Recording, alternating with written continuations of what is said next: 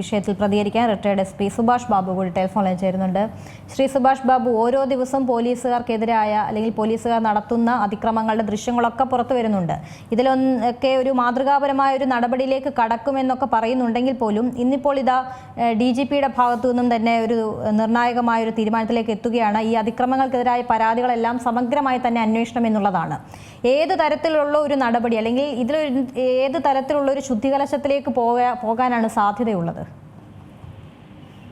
അല്ല, കുറ്റകൃത്യങ്ങളെല്ലാം കസ്റ്റോഡിയൽ ടോർച്ചറാണ്. അതായത് കസ്റ്റഡിയിൽ വെച്ചിട്ട് പോലീസ് ബലപ്രയോഗം ചെയ്യുന്നത് ഗൗരവതരമായ ഒരു കുറ്റമാണ്. സാധാരണ നമ്മുടെ ഭാരതീയ ന്യായ സംഹിത അനുസരിച്ചിട്ട് ഇതൊക്കെ മുൻപുള്ളതാണെങ്കിൽ IPC പ്രകാരമുള്ള വകുപ്പുകൾ പ്രകാരമുള്ള ക്രിമിനൽ കുറ്റങ്ങളാണ്. ആ കുറ്റങ്ങളെ സംബന്ധിച്ച് പരാതി വരികയാണെങ്കിൽ ആ പരാതിയൊക്കെ അന്വേഷിച്ച് നോക്കണം. അതിനോടൊപ്പം തന്നെ ദൃശ്യങ്ങൾ ലഭ്യമാകുന്നുണ്ടോ എന്ന് നോക്കിയിട്ട് ഇതിനകത്ത് നിജ സത്യാവസ്ഥ എന്താണെന്ന് കണ്ടുപിടിക്കുകയും സത്യമുള്ള കേസുകൾ അന്വേഷണത്തിന് ഉചിതമാണെന്ന് തെളിവ് ശേഖരിക്കാൻ പറ്റുമെന്നുള്ള കേസുകളിൽ FIR തന്നെ കേസെടുത്ത് കേസിന്റെ അന്വേഷണം മുന്നോട്ട് പോകും. അല്ലാത്ത കേസിൽ മറ്റു രീതിയിൽ ഡിപ്പാർട്ട്മെന്റൽ ആക്ഷൻ, അതായത് അച്ചടക്ക നടപടി സ്വീകരിക്കുക, എന്നിട്ട് പരാതിയുള്ള ആളെ അത് ബോധ്യപ്പെടുത്തി അങ്ങനെ പ്രശ്നം പരിഹരിക്കുക എന്നുള്ളതാണ് DGPക്ക് ചെയ്യാൻ സാധ്യത എന്നാണ് അദ്ദേഹം പറഞ്ഞതെന്നാണ് നമ്മൾ മനസ്സിലാക്കേണ്ടത്.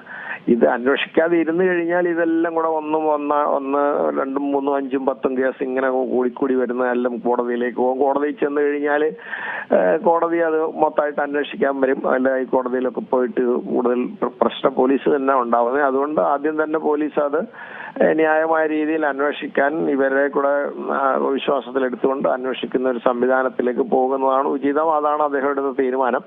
അപ്പൊ അതിനുശേഷം ഇത് അന്വേഷിക്കുന്നത് എങ്ങനെയെന്ന് പരാതിക്കാർക്ക് അവർക്ക് നീതി കിട്ടുന്നു എന്ന് ബോധ്യം വരുന്ന സാഹചര്യത്തിലൊക്കെ അതുകൊണ്ട് പ്രശ്നം പരിഹരിക്കാം. അല്ലാത്ത കേസുകൾ ചിലപ്പോൾ കോടതിയിലൊക്കെ പോയി എന്ന് വന്നേക്കാം. എന്തായാലും ഇത് അദ്ദേഹത്തിന്റെ എടുത്ത തീരുമാനം വളരെ ഉചിതമാണ്. അതുപോലെ തന്നെ അദ്ദേഹത്തിന് പോലീസിനെ പിടിച്ചു നിൽക്കാൻ പറ്റുന്ന ഒരു സാഹചര്യം എന്തായാലും അതുകൊണ്ടുണ്ടാവുമെന്ന് തോന്നുന്നു. ഇല്ലെങ്കിൽ അടിക്കടി ഇങ്ങനെ ആരോപണം വരും. തന്നെയല്ല, ഇനി കൂടുതൽ പോലീസിന്റെ ഓരോ നടപടിക്ക് ഇനിയും കൂടുതലുള്ള ദൃശ്യങ്ങൾ വിവരാവകാശപ്രകാരം ചോദിക്കും.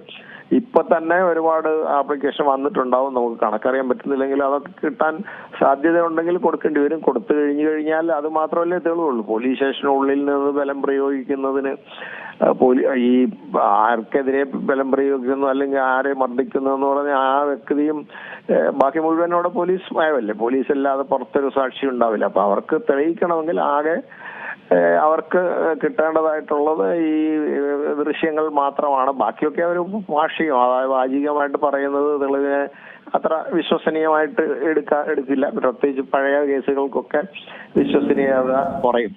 അതുകൊണ്ട് അങ്ങനെയുള്ള നടപടിക്രമത്തിൽ മുന്നോട്ട് പോകാമെന്നാണ് ഞാൻ മനസ്സിലാക്കുന്നത്.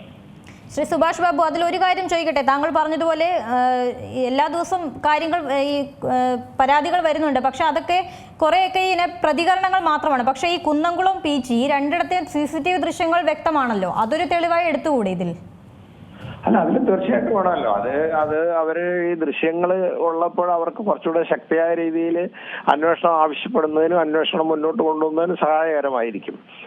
ഇനിയും ദൃശ്യങ്ങൾ കിട്ടുകയാണെങ്കിൽ അത് ഈ ആരോപണം ശരിയാണെങ്കിൽ ഇപ്പം അനാവശ്യമായിട്ട് പോലീസിനെതിരെ സത്യവിരുദ്ധമായിട്ട് ആരോപണം വരും, കളവായിട്ടൊക്കെ ഒരുപാട് പരാതികൾ വന്നേക്കാം. അതൊക്കെ പരിശോധിച്ച് നോക്കുക. അത് കേസ് എടുക്കുന്ന സാഹചര്യത്തിന് മുമ്പ് അതിനൊരു പ്രാഥമിക പരിശോധന നടത്തി ആ പരിശോധനയ്ക്ക് ശേഷം ഇതൊക്കെ കുറെ നാളുകൾ കഴിഞ്ഞാണല്ലോ. അതുകൊണ്ട് താമസിച്ചുള്ള കേസുകൾക്ക് അതേമാതിരി ഒരു അന്വേഷണം അല്ലാതെ ഇത് ശരിയാണോ എന്നുള്ള നിജസ്ഥിതി അന്വേഷിച്ച് നോക്കി അതിൽ കേസെടുത്ത് മുന്നോട്ട് കൊണ്ടുപോകാൻ പറ്റുന്നതാണോ, അങ്ങനെ ആവശ്യമുള്ളതാണെങ്കിൽ അത് സെലക്ട് ചെയ്ത് പോലീസിന് ചെയ്യാം. അല്ലെങ്കിൽ പരാതിക്കാരന് മറ്റു വഴികൾ തേടാം എന്ന് മാത്രമേ ഈ അവസരത്തിൽ പറയാൻ പറ്റൂ. ഇനിയും കൂടുതൽ ആളുകൾ വിവരാവകാശ പ്രകാരമുള്ള അപേക്ഷ നൽകിയിട്ടുണ്ട് എന്നുള്ളതാണ് മനസ്സിലാവുന്നത്. അപ്പോൾ കൂടുതൽ തെളിവുകൾ ഇനിയും വരാൻ സാധ്യതയുണ്ടല്ലോ. കിട്ടിയാലേ ദൃശ്യങ്ങള് പോലീസ് നോക്കി അവരെ വിവരാവകാശ ഓഫീസർ ആരാന്ന് വെച്ചാൽ അദ്ദേഹം അത് നോക്കി അതില് കൊടുക്കാൻ പറ്റുന്നതൊക്കെ അവർ കൊടുക്കും. കൊടുക്കാതിരുന്നാണ് അവർക്ക് കോടതിയിൽ പോകാം. കോടതിയിൽ പോയതിനു ശേഷം ലഭിക്കുന്ന ആളിനനുസരിച്ച് വേറെ തെളിവുകളൊന്നും ഈ പരാതി ഉന്നയിക്കുന്നതിന്റെ പേരിൽ സത്യമായാലും അസത്യമായാലും ഈ ദൃശ്യത്തിന്റെ അടിസ്ഥാനത്തിൽ മാത്രമല്ലേ തെളിയിക്കാൻ പറ്റുള്ളൂ. അത് ശരിയാണെന്ന് തെറ്റാണോ എന്ന് അന്ന് മാത്രമല്ലേ സമർത്ഥിക്കാൻ പറ്റുള്ളൂ. അപ്പൊ എന്തായാലും ദൃശ്യങ്ങളെ ആശ്രയിച്ച് തന്നെയാണ് ചെയ്യുന്നത്. അല്ലാണ്ട് ആ പോലീസ് സ്റ്റേഷനുള്ളിൽ തന്നെ പോലീസ് സ്റ്റേഷനെതിരെ പരാതി തെളിവുകൾ എന്തായാലും കിട്ടാനുള്ള സാധ്യത വളരെ വിരളമാണ്. അപ്പോൾ അതുകൊണ്ട് ഈ മാർഗം മാത്രമേ സാധാരണക്കാരനുള്ളൂ. പരാതിക്കാരന് ശരിയാണെങ്കിൽ അദ്ദേഹത്തിന് ദൃശ്യം കിട്ടണം. ദൃശ്യം കിട്ടുകയാണെങ്കിൽ അതിനകത്തിൽ ഉചിതമായ നടപടി സ്വീകരിക്കാനുള്ള സാഹചര്യം ഉണ്ടെങ്കിൽ മാത്രമല്ലേ എടുക്കാൻ പറ്റുള്ളൂ. അങ്ങനെ എടുത്ത് മുന്നോട്ട് കൊണ്ടുപോകേണ്ടി വരും. അതിന് കുറെയൊക്കെ അങ്ങനെ പോകും, കുറെയൊക്കെ തേഞ്ഞു മാഞ്ഞു പോകും എന്നാണ് എനിക്ക് തോന്നുന്നത്. ശരി, വളരെ നന്ദി ശ്രീ സുഭാഷ് ബാബു പ്രതികരിച്ചതിന്. ഏറ്റവും പുതിയ വാർത്തകളും വിശേഷങ്ങളും വിരൽ തുമ്പിലറിയാൻ സീ മലയാളം ന്യൂസ് എല്ലാ ഡിജിറ്റൽ പ്ലാറ്റ്ഫോമുകളിലും ലഭ്യം.